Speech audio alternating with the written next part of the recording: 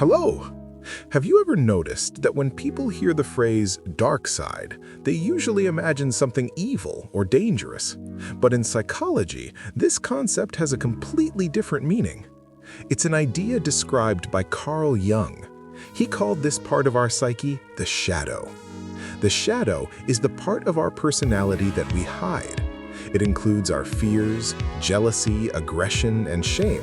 But along with that, it can also contain our true desires, strength, and potential.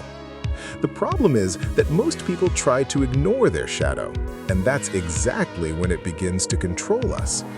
In this video, you'll learn what the shadow is, why ignoring it can be dangerous, and which exercises can help you start working with it. In childhood, we learned what we are supposed to be like. We are told not to be angry, not to be jealous, not to be selfish, and not to show weakness. To receive love and acceptance, we begin suppressing certain parts of ourselves. Over time, these traits don't disappear, they simply move into the subconscious. That is how the shadow is formed. The shadow is everything we do not want to acknowledge within ourselves. For example, a person who sees themselves as very kind may suppress aggression. Someone who wants to appear strong may hide their fear, and a person who fears judgment may hide their true desires. But these parts don't disappear, they simply wait for the right moment to appear. When we refuse to acknowledge our shadow, it begins to show itself indirectly. One of the most common mechanisms is projection. This happens when a person sees in others what they refuse to see in themselves.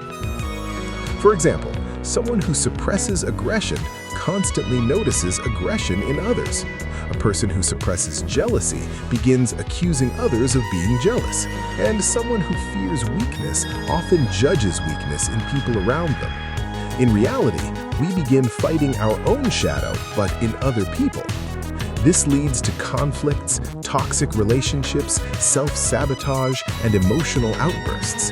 Sometimes a person doesn't even understand why they keep repeating the same problems again and again.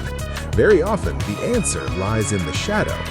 But there is an important thing to understand. The shadow is not only made of dark traits, it can also hold an enormous amount of energy.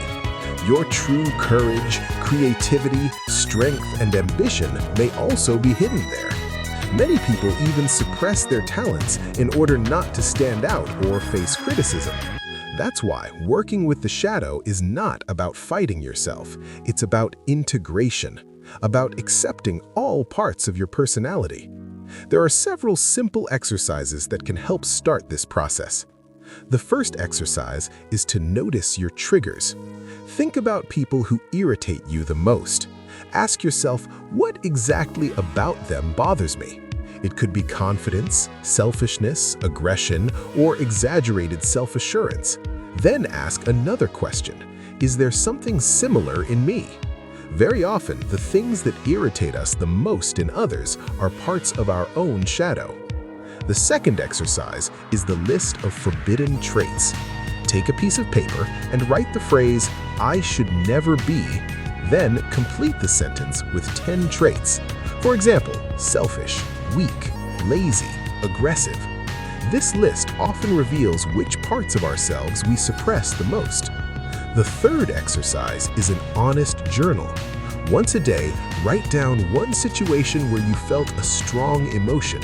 Then write what you felt, why you hid it, and what you actually wanted to do. Over time, this will help you see your shadow more clearly. The fourth exercise is a dialogue with the shadow. Imagine that the shadow is a separate part of you. Try writing a dialogue with it. For example, me, why are you angry? Shadow, because you stay silent every time someone disrespects you. It may sound strange, but this exercise often reveals very honest answers. The fifth exercise is acceptance. The most important part of shadow work is accepting that it exists. You don't need to fight every dark emotion. Sometimes it is enough to simply say, yes, this part exists within me. When you acknowledge it, it stops controlling you. The main idea of shadow work is very simple. It is impossible to become a whole person if you only know half of yourself. Light cannot exist without darkness, and that is why working with the shadow is one of the deepest forms of self-discovery. When you begin to see your shadow, you stop being its prisoner. You become someone who consciously directs their own life. If you are interested in psychology, the dark side of human nature, and the hidden mechanisms of behavior, subscribe to the channel. Here, you will learn even more about how the human mind works.